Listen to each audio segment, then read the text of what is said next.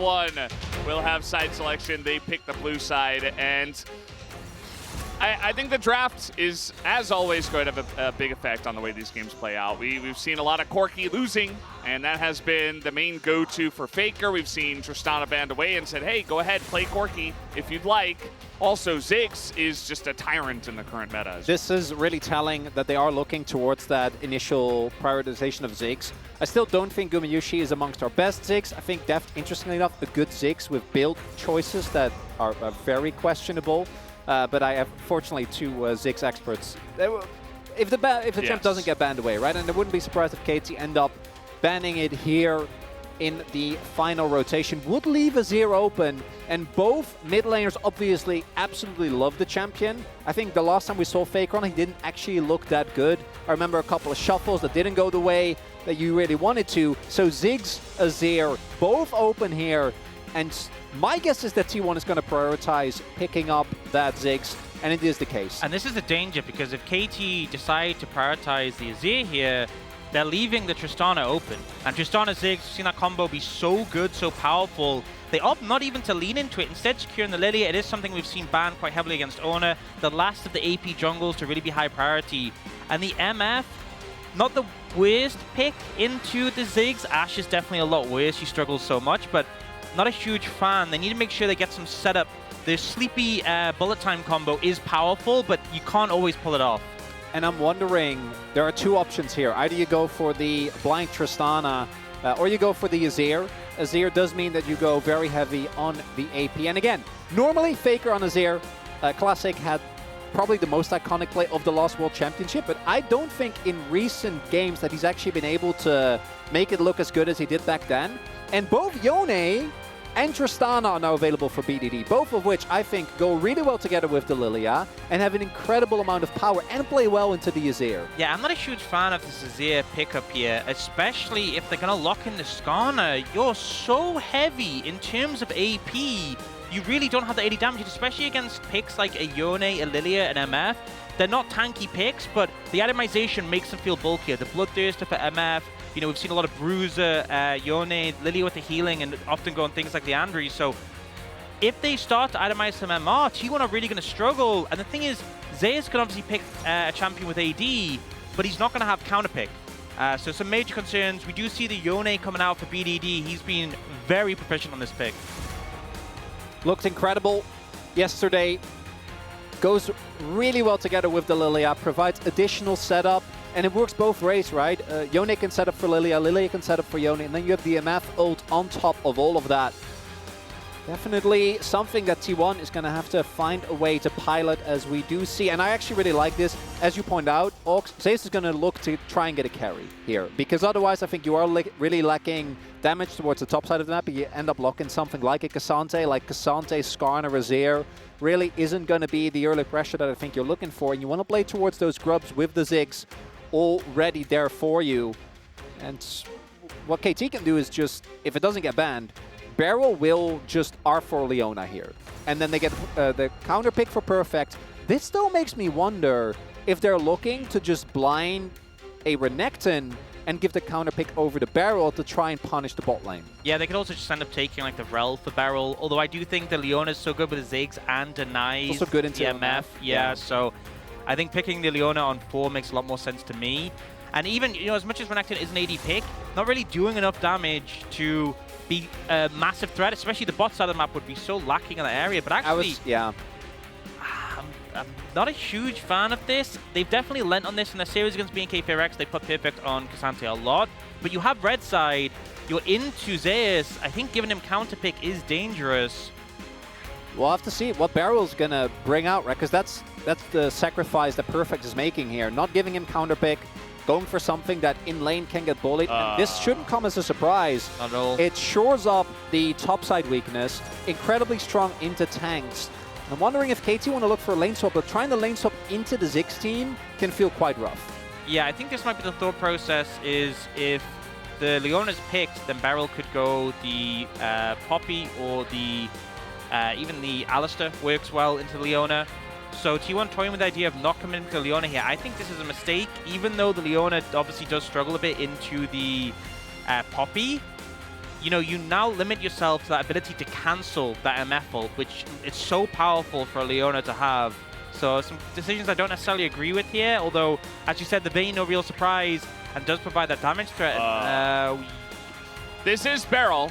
He could do something crazy. It's just going to be Senna, which, you know, coming into 14-16, we were like, this is one of the big picks on the patch, and we haven't seen too much of it, but it comes in here, and, you know, honestly, against the poke of the Ziggs, you get a lot of healing, but I'm not sure about this, what this is going to look like. The sustain on this pick is absurd, and it really makes it hard for Ziggs to land effective poke. The fact that Carrier blinded the Poppy was clearly like, okay, we expect you to pick an engaged champ, we expect you to be Alistair or Leona, we're going to pre-pick the Poppy, and they lean into this, and Poppy is not going to have too much pressure into the center. You need to have Flash. Flash, slam them into a wall, that's only the real viable threat you have in it, otherwise you're just getting outranged. The lane is going to be rough. They might have to swap to avoid this. The level 1's going to be brutal. What's big as well is that they pick it as an actual Enchanter support, right? There's plenty of damage between the MF, the Yone, and the Lilia, which is also avoiding some of the weaknesses that we saw of this Senna back when Hanwha Life picked it all the way back when they got like, what, a 5k gold lead, and then they were playing into Nasus with only a... what was the Azir for? Yeah. It was rough. I think this time around there is actually enough firepower. On the flip side, I do think the Vayne pick actually makes a big difference. And it remains to be seen whether this Senna counter pick was worth giving over counter pick to Zeus, who's a player that loves trying to get the most out of a laning phase. Either way, this is very exciting. I feel like this draft already taking some twists and turns that we did not necessarily expect. Both teams having a very specific idea in mind coming into this first game of the best of 5. Let's do it. Game 1.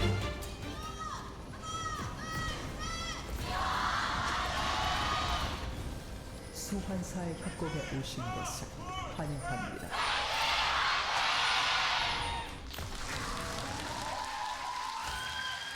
And here we go. Already, the slow is happening here to Zeus, and we got Carrier and Owner and Level Kuma 1 all coming in. There's the slam into the wall. Perfect's in a bit of trouble, and he doesn't have flash. He's gonna go down to the 6 already.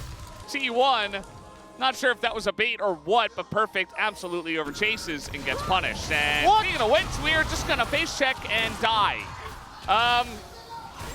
Yeah, I don't know what they're doing, but Guma has 2 kills now. Well, I feel like every single point we made about the draft kind of out the window now. You know, those concerns about the bot lane for the Ziggs.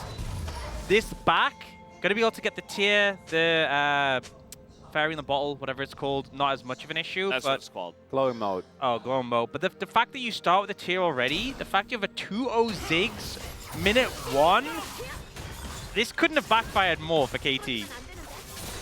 And now, as you guys mentioned in the draft, they're probably going to go for lane swap, and they're leaving Ziggs in the bot lane, who has 2 kills, and is going to be hitting a couple of turret plates very early on in this game. Yeah, so Perfect's death at least felt like it could be the result of, like, obviously him overextending, but also a bit of a miscommunication with them wanting to try and chase and collapse, because we saw the rest of KT coming in, but him just overstepping. Deft, though... just took a tower hit as well. Yeah, so Deft trying to cancel the back really didn't... Against the Poppy in particular, like, you just can't really afford to do that. You know, I'd understand more if he had his Make It Rain. Yeah. But he didn't. No. You could really just snipe the recoil cancel from a distance. And it would have been good if that was the case, because then you can, you know, generate a large lead lane. Even though Perfect is going down, it might be worth it. Not the case this time around. We do have Perfect now TPing towards the bottom half of the map, and isn't really at a threat of a dive. Also do know both junglers really just going for pretty standard clears, both starting on the bot and now moving towards the top side of the map. I like that synergy, you know, Def took a tower hit, so Beryl's like, I'll do it too. He did walk in there and just straight up walk into the tower. Obviously just checking to see if Zeus is still there. But we do have a sneaky Poppy in the brush, and Deft is not exactly healthy here. Owner as well up there, but they're going to back away. They're going to play it safe, and Zeus, that does mean that he gets a lot of this farm under the turret. It's just funny we got like a different flavor of, it's still an 80 carry support 2v2, and it's just Ziggs laning against the Cassante. The Cassante, who still has 0 CS, by the way. Yeah, I wonder what happened there. Must have just had a really tough time, because he did actually TP to the wave. Yeah, I think he didn't last to the minions, if you're wondering. Folks, very helpful. Yes, high-level analysis here. Thank you, guys. Not hitting the minions generally means that you're not going to get the gold from them and get a big fat 0 on the scoreboard.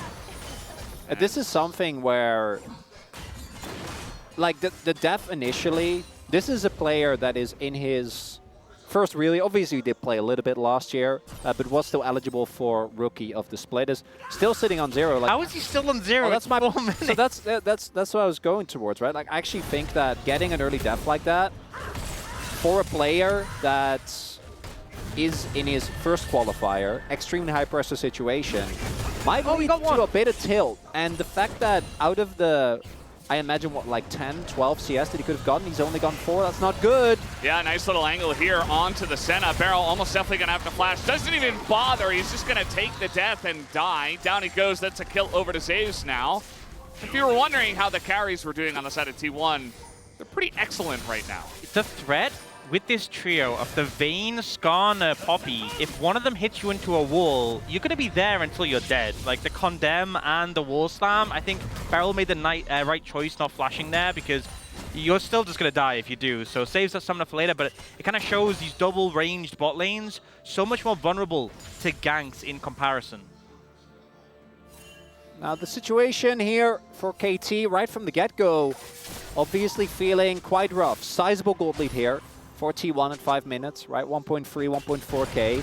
And the gold also going to basically the ideal people, which is the solo lane Vayne and the Ziggs, who now is a lost chapter at 5 minutes. Dev did pick up a call, so at the very least, he'll be able to generate some additional gold. Pioshik has also been able to out-farm as expected, but Ona did get a successful gank off already. And KT, they're going to have to do a lot of heavy lifting in team fights if we want to have this be a competitive game, because right now, looking like a bit of a blowout here early on. Owner will get spotted, but still, we're going to have to try and keep his distance. It's also just an absurd point of the game. Like, we're pre-6 minutes, and Guma already has Lost Chapter tier. These are like the items where when you're playing Ziggs, you basically have infinite mana after this point. Still has a biscuit in inventory, still about to get a second biscuit as well. So he can just push endlessly.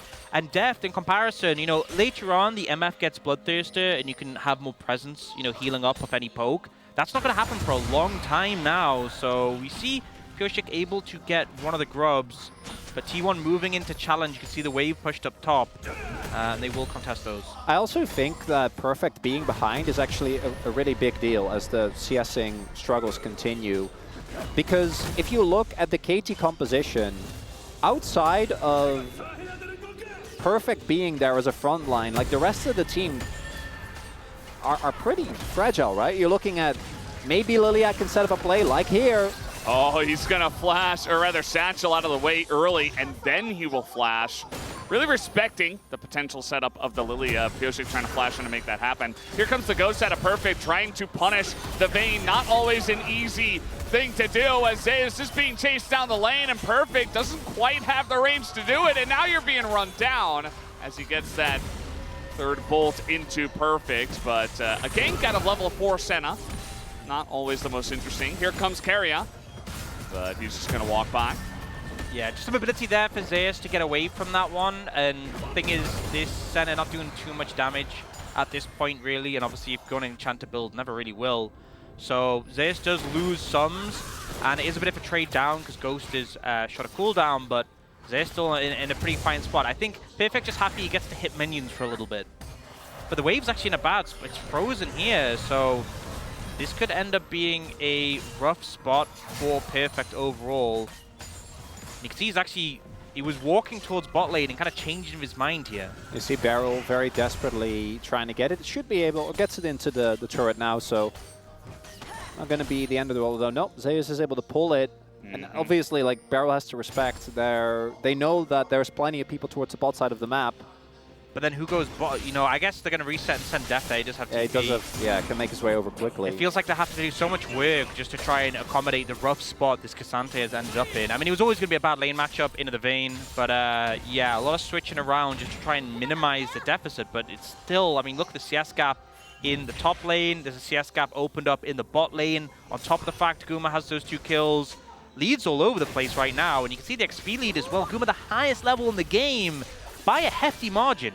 Beckons the question, was it worth it to blind this Cassante into Zeus? And thus far the answer is very obviously no. We'll have to see how much value Beryl is going to get out of the Senna as the game progresses. Obviously, once Echoes is finished, he's going to feel a lot stronger. And the heals are still going to be, hopefully, a good amount of utility for KT when we get to mid-game. But if you're getting into mid-game already being like 3k gold behind and you don't have any item finishes, then that's not really going to feel that great regardless. Yeah, also a big thing with the Senna is if your team is sort of even. Oh. Yeah, Barrel's in a rough spot here. He does have a splash. He will flash that one. Here comes BDD, who's just going to be swept away. And he is super low Barrel as well. A big bop coming over the top, but I think they have the chase potential. One more auto would do it. Faker will get the kill. They have gone very deep for this, though. As Carrion thinking about helping out. He's not level 6 yet. As now Pioshik not going to hit anything. Doesn't a flash? And there's a disengage cone right here, so KT just have to back away. It's just a kill that goes over to T1 basically for free. Wondering if maybe Perfect could have gotten the Dragon owner there across the wall. Could have been the difference maker, right? If you get that Skarner underneath the turret, at least you trade back 1-for-1, but that's going to be the Dragon going over here to T1, and yet another successful pick in KT. Quickly crumbling here under the pressure. Yeah, this is just everything going wrong really in this game. It's 10 minutes into 3,000 goal lead already.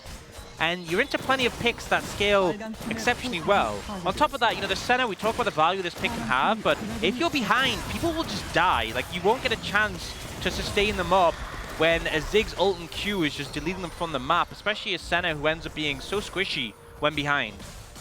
So funny now to watch, you know, even not on a first item, Zeus is just like able to trade with Beryl. You know, Def can't even really join in it. He's just trying to push the wave in. It just feels like they're trying to put out fires everywhere. And, you know, if you want to, you know, dig into the beams, you can say, hey, KT are really trying to lower the expectations for themselves. They're doing a great job of that. In this series, it basically looks unwinnable from here. It's not unwinnable, obviously, but it does make you feel like, hey, there was so much hype, so much potential for KT to really, you know, do a number to T1 and maybe even take their world spot away. But right now, what we're seeing is T1 are just kind of bopping them over the head.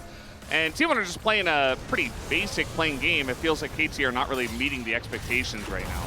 Yeah. And here, even with Beryl not getting slammed into the wall, BD doesn't actually get a big ultimate off, immediately gets knocked back, and Carry has Pry on the play. Add to that the fact that you have the Ziggs ultimate to come in as support, and then the fact that they can't really isolate Owner here. KT don't end up getting anything. It just feels like there's very little threat. You know, yeah. T1 managed to disengage from the situation, and other than getting dragged over the wall, they just kind of get a walkout. Definitely looking a bit difficult, and now Def chunked out here.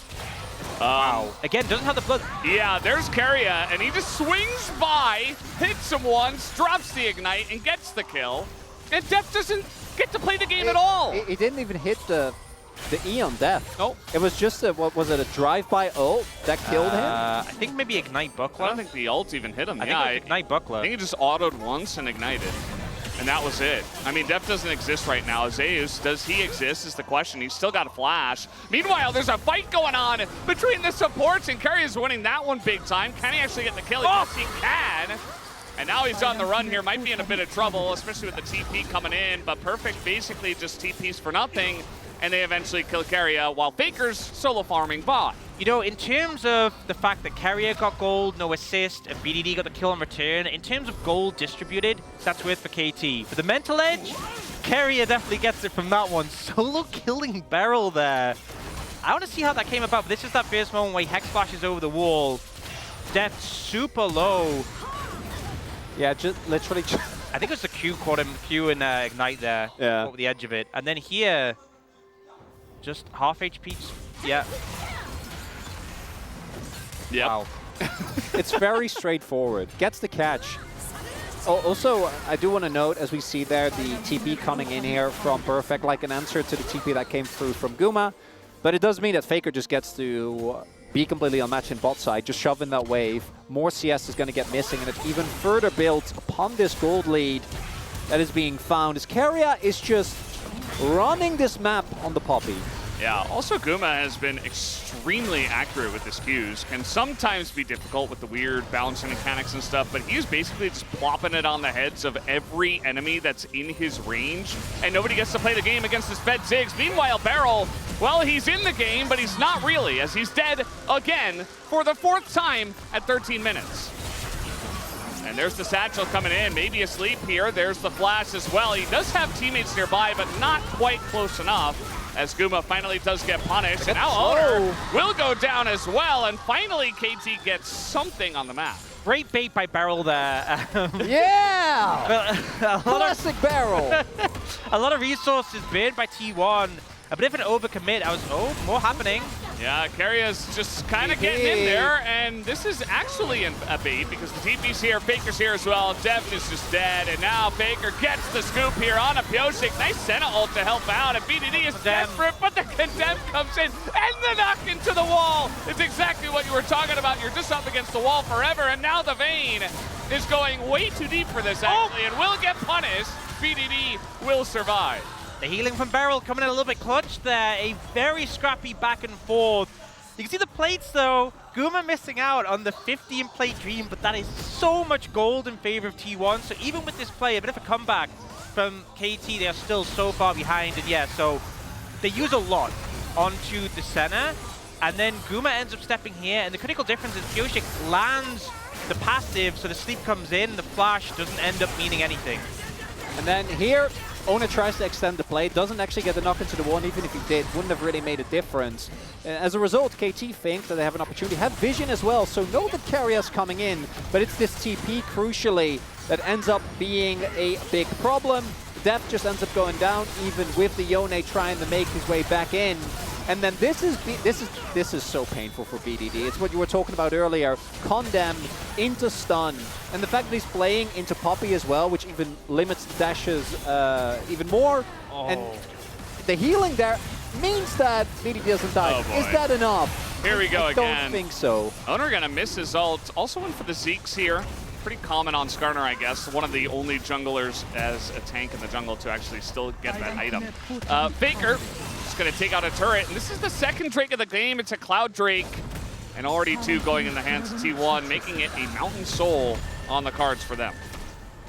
Yeah, and I think, you know, yesterday our first game between KT and BNK was very slow. Took a long time for things to get rolling. This is kind of what I expected from these two teams. It is still a massive advantage for T1, but it's definitely been a lot scrappier recently. But now, T1 have already taken all of the outer towers. It's 16 minutes, and it's so easy for them just to look and threaten these tier 2s. That's 1 down already, and they can just repeat this play on the other side of the map. And I don't think KT really have a response right now. Yeah, if you'd be looking for code, you'd be saying it's a calibration game. I think, unfortunately, though, again, come out of draft. Question was going to be, is this Cassante working out? And it's not. I think part of that is also Perfect having obviously a really rough game after the level 1, which didn't help.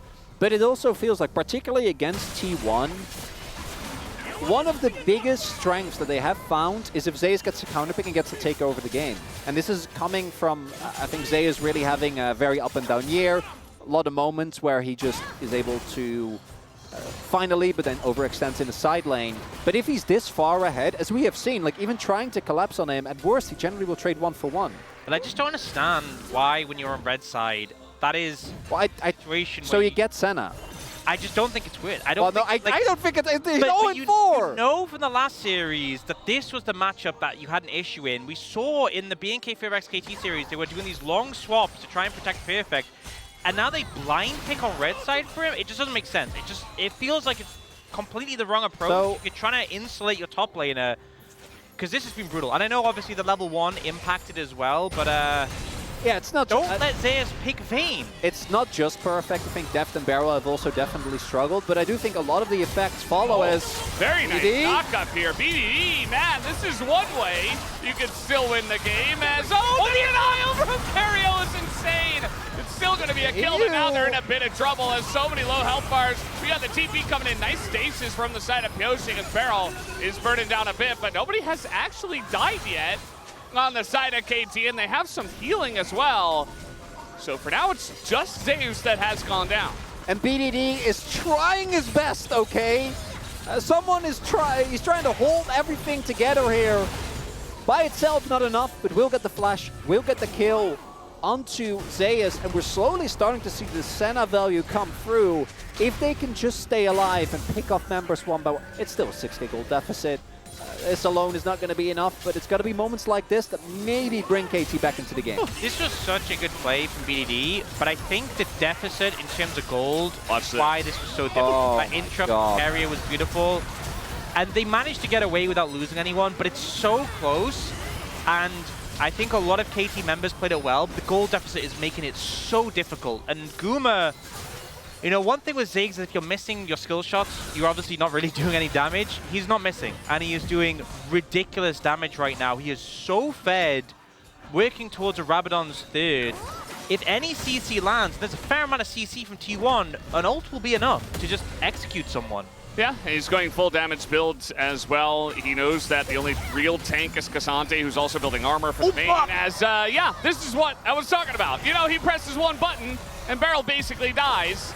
Not a kill, but it is going to be Barrel out of the game for now. He will have to back away. Faker still pushing the top lane. And yeah, T1 just basically trying to do their best to utilize the Ziggs to continue to try to push in as Pyoshik just catches that one very nicely. And just trying to siege as much as possible. Here comes KT, though. Oh, Guma just uses W aggressively. Cassante. Yeah, here comes the Cassante. It is 4v5 for now. TP available, though, as Owner just trying to get away. It doesn't look like they want to fight this one just yet. They have the Azir turret, and Perfect is walking over every single mine that he can find. And yeah, they're just able to disengage. KT doesn't have the best engage at the end of the day anyway. Also, Perfect, he's got the Frozen Fist and now going towards more armor, but Vayne does true damage and Faker and Guma do magic damage, so he's not very tanky. He wouldn't be tanky anyway because he's so behind, but he's definitely not tanky going towards more armor here. He's getting shredded, and you know, typically we see the build, the Luden's Horizon focus, better against squishies, but when there's no MR, you're just going to shred everything. Yeah, now there's 5 squishies. Yeah, I wouldn't have really minded going for like the Koenig Frozen Heart. I know those items are not nearly as strong as they were way back, but like specifically Frozen Heart I get because it does actually reduce the damage right with the aura, lowering the attack speed. But Koenig into the Azir and the Ziggs I think would have felt really good. I imagine didn't feel like he could because of the 1v1 matchup. It's also funny, he went the Frozen Fist for the Vayne, you assume, but he spent most of the laning phase actually against the Ziggs. Yeah. And you see KT trying to posture here for a Drake, but the satchel is just so good. Man, our Ziggs players, they're getting a lot of practice on the Ziggs, and everybody is really upping their game nowadays as Guma is just really not missing anything. It really is night and day as well when you compare Guma's individual Ziggs performance to when we were at the start of the playoffs, right? And given how important of a pick it is on the patch, that shouldn't come as a surprise, but it definitely is a really big reason of why this first draft feels a little lopsided, and I do think that as a game number 1, KT took some gambles, right? Perfect being blinding the Cassante, giving over the Ziggs. I hope a lot of those decisions will be changed in the next game, because this one does feel like it's kind of over. If in game 1 in the best of 5 you do have a little bit of leeway, but if KT don't make a huge adaptation in the next one, I don't think... Guma wants his cap. Yep. Yeah. He's running around the map. He's like, give me your jungle now. Oh, he's Look at the money. Blue, Yep, 40. Okay. He's going to get the blue buff and back and get his death cap. That's 3 items at 22 minutes for the Ziggs against 0 MR. None. There's two pairs of Merc treads, actually. Oh, sorry. Yeah, no, I was incorrect. Yes. Senna won't immediately die, right? Surely Guys? not. You can heal through the poke, right? If you're alive. I don't think it's 100 to 0 yet, but it's not far away. Like, just the ult. This is not okay. I think if Carrier slams Beryl into a wall and then it's just Guma ult, I think Beryl might die to that. But I hope we get to see it for science, obviously. Yeah, by the way, they still had the Rift Herald, so they just saved it until 23 minutes, and now they're using it to push down the mid wave and the mid lane and try to really get into those turrets. Baker going 1v1 against BDD, who eventually does have to rebind, but the rest of T1 are just pushing mid, and this is without Baron, and one Q does Beryl's whole health bar split amongst, you know, 3 different guys. Yeah. 1 Q took like 30-40%. You see as well, the only point of strength that I think KT have is Lilia, who without Flash isn't nearly as much of a threat, and BDD. So if BDD isn't there, the rest of T1 can legitimately just walk up and freely poke and not be threatened whatsoever. Yeah, I think we're obviously talking as if this game's a done deal, but it would have to be unprecedented levels. I think Ox is safe to say. Of mistakes from T1 to lose here against KT. Like, they would really have to fumble this to a hilarious degree to lose from here, which, you know, kind of puts odds really low on KT. It's never impossible, but it really shouldn't happen. Particularly because I think T1, when ahead, have generally been very dependable. It's more so when they're even or behind that we see them make decisions that make you go, probably shouldn't have done that. By the now, way, though, yep, yeah. Started up, why not? And I mean, their Baron damage is just disgusting with the Vayne, with the Azir, with the Ziggs, who isn't even hitting it. He's just zoning Pyosik away. That is 2 abilities, I guess 3. Just going to be thrown in, and Perfect's like, I'm here, guys, I'm ready to help. And the Baron's gone. T1 take it down, 24 minutes in. There's nothing that KT can do. You know, we've seen so many games where Ziggs has been strong, effective, maybe even a little bit impressive, but we haven't really had a game where he's been this fed, this snowballed, this ahead. It's very ridiculous. It's pretty rare in pro. Yeah, to get this level. Yeah, generally we don't see him get a double kill level 1. I feel like that might have been a big factor in this. Yeah, I don't think that was in T1's game plan, but they adapted pretty well. They pivoted really well. It's actually very impressive. Well, TP behind. Hail Mary. BDD he's still trying his best, but now he doesn't have a health bar. And with Baron buff, this is just even more oppressive because your siege is already fantastic with just the one guy. And, you know, you have some healing, you have some ability to, yeah. But not really. Well, he's got 10,000 gold behind. He's got ult again. With the slow hit from, I think if the slow hits from Ona on Beryl, they can just ult. Yeah, force a flash. It's so funny because Beryl is actually healing, but it just doesn't matter. Even the Luden's Brock! Oh no, Beryl! Oh no! And the ult, you know, optimistic, but they do get the heal. And I guess that's something. They already got 2 inhibitors, rather, and they're going for number 3. And here we go, the Impale comes in, gets double flash away from them, just burning, just eating the summoners as they're trying to get on top of Zeus, and they might just do that, but who cares about Zeus when Kuma is this fed on the Ziggs? And you got the 1 carry, but you didn't get the other 2. BDD desperate to try to take something down, but guys, this game is over, and it is out as T1 are looking to take down game number 1 in flying fashion here in this finals of the regional qualifiers. As one last-ditch attempt from Def, but this one is donezo. 26.5 minutes, and game 1 goes to T1. I think KT needs some more prayers after that one, but it's really simple fixes. Don't give Ziggs a double kill, level 1. Try and get a better matchup for Perfect. And maybe just, honestly, everything that happened from like minute 1 to minute maybe 6, don't do that again. I think it's that easy. And then maybe we can have a standard game where you're just not massively behind immediately. The red side plan from KT was a complete disaster. As yeah, I think Hirai's expression really says it all. After that one, there was basically no point where we felt like KT could do anything. And I do think, again, a lot of that goes down to level 1.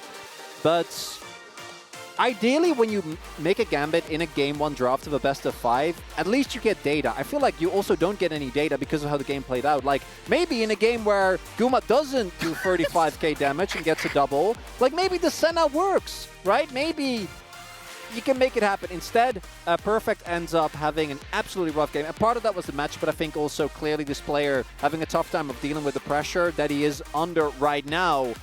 And then the bot lane also not able to keep it together in this first game.